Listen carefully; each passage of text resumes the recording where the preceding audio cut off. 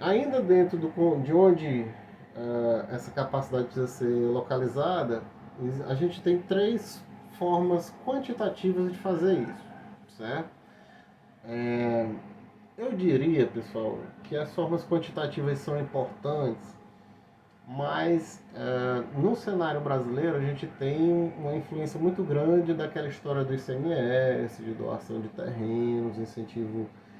Por exemplo, tem estados que para incentivar a instalação fomentam, por exemplo, universidades, cursos técnicos, melhoram o sistema de educação no município e saúde, certo? Então, assim, às vezes fica difícil não se instalar ali por conta de uma infraestrutura que já existe, né? Então, assim, quantitativamente falando, fatores qualitativos ponderados. Esses fatores qualitativos ponderados, pessoal, a gente pode utilizar não só aqui na parte de localização industrial. Você pode, como é que isso aqui normalmente é feito? Você tem um grupo de pessoas que visita esses municípios, né? Aqui eu estou dando um exemplo de municípios A, B, C e D, né? E aí eles vão avaliar aspectos que aquele empreendimento leva em consideração. Então, por exemplo, restrições ambientais, disponibilidade de mão de obra, sistema de transporte, proximidade de mercado, qualidade de vida, proximidade de matéria-prima. Imagina que esse aqui sejam os principais itens, e aí você pode estabelecer um peso para esses itens. Aqui no que está sendo colocado, qualidade de vida é o item mais importante, o item menos importante aqui é a proximidade de matéria-prima.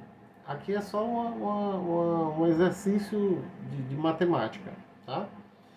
E aí as pessoas vão dar notas a esses municípios que podem ser ponderados para chegar nesses valores que cá estão. Bom, a gente vai, faz umas continhas, certo? E avalia qual desses locais, A, B, C e D, possui uma nota equivalente mais significativa para ali ser instalado. Nesse caso aqui, município C seria o ideal, certo? Mas observamos que às vezes a gente tem uma situação em que não necessariamente isso é obedecido, certo? Por quê? Porque às vezes a diferença é tão pequena e aí você vai atrás de outros elementos para poder reforçar aquela opinião.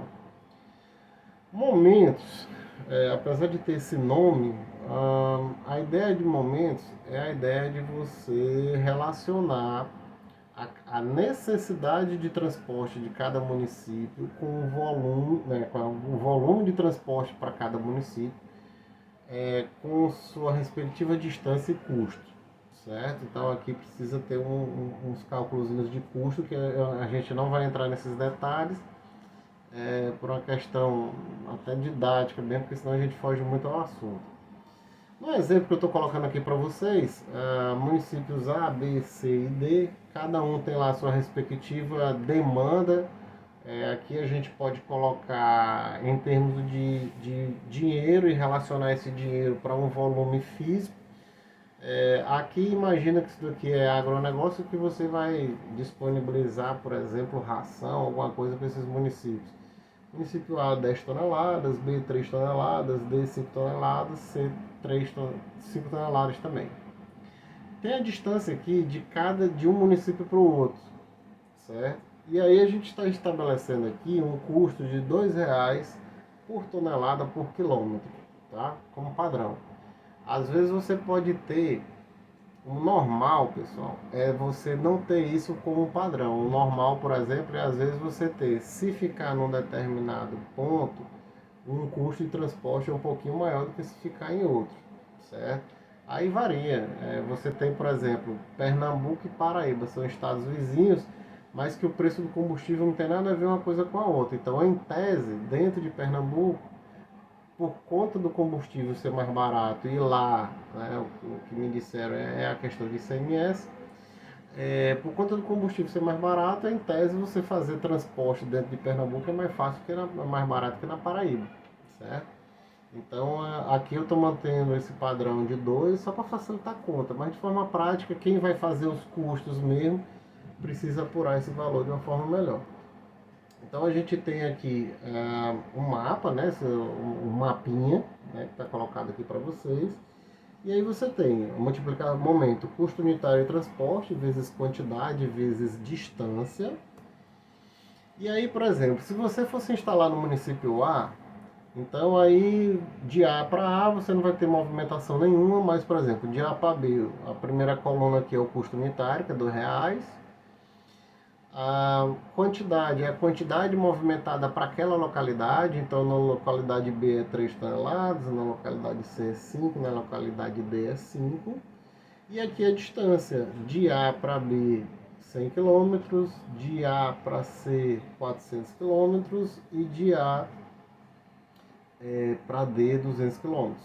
Então, custo total aí de 6.600, certo?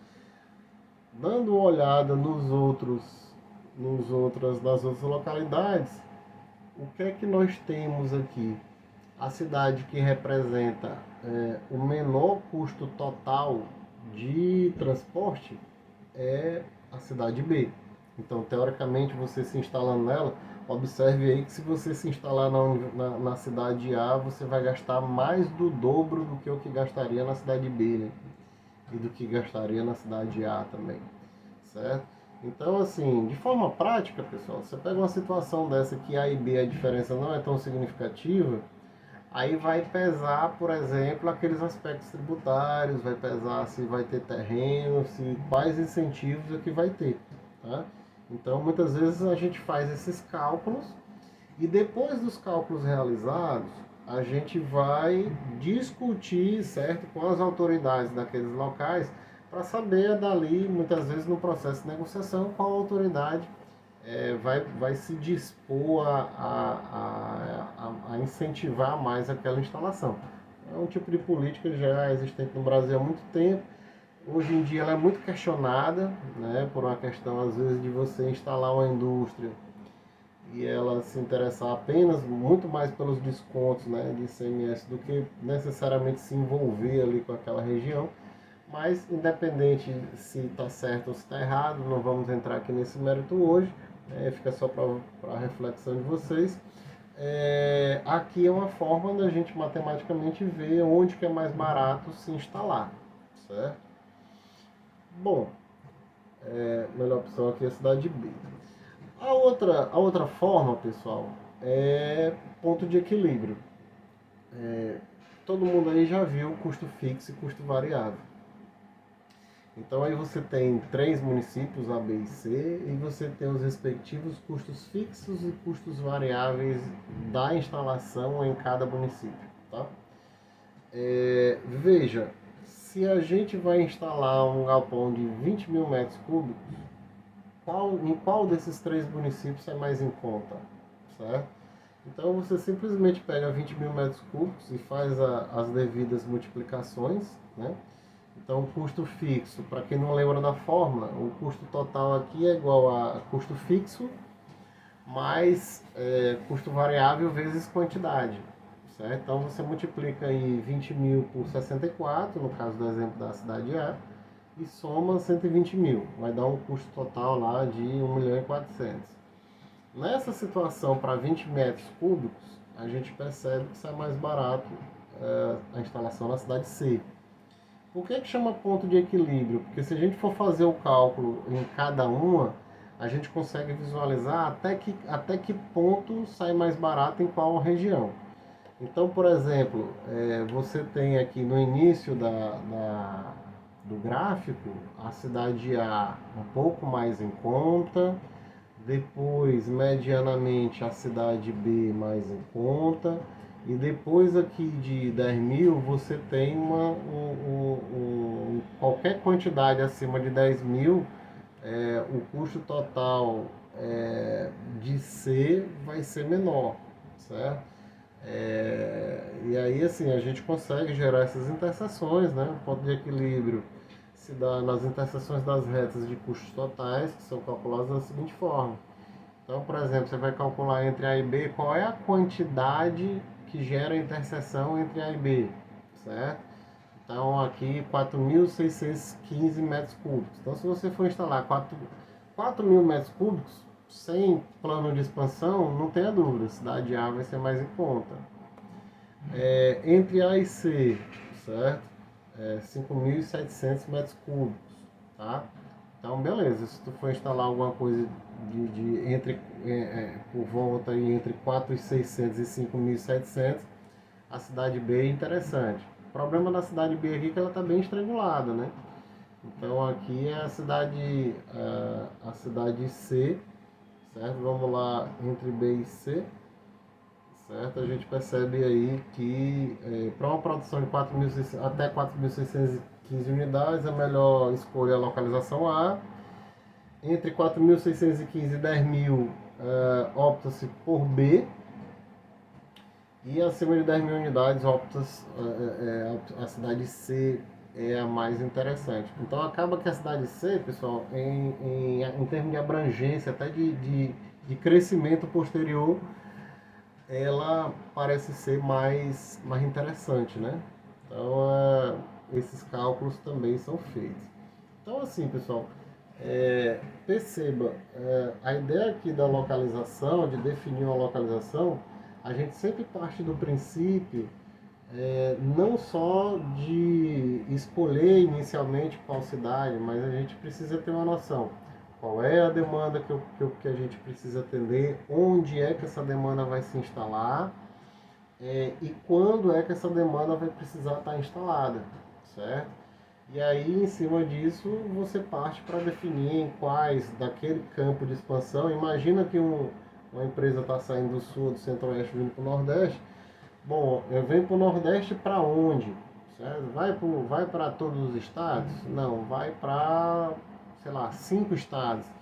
Certo? Dos 5, onde se instalar? Então aí você pode fazer alguns cálculos para definir isso, mas também a grande maioria, de forma prática, além dos cálculos, fazem também essas análises, né, e essas negociações com os respectivos governos, no sentido de conseguir área, no sentido de conseguir incentivos tributários, visualizar se vai ter mão de obra disponível, certo? Dependendo do tipo de mão de obra que se deseja, certo?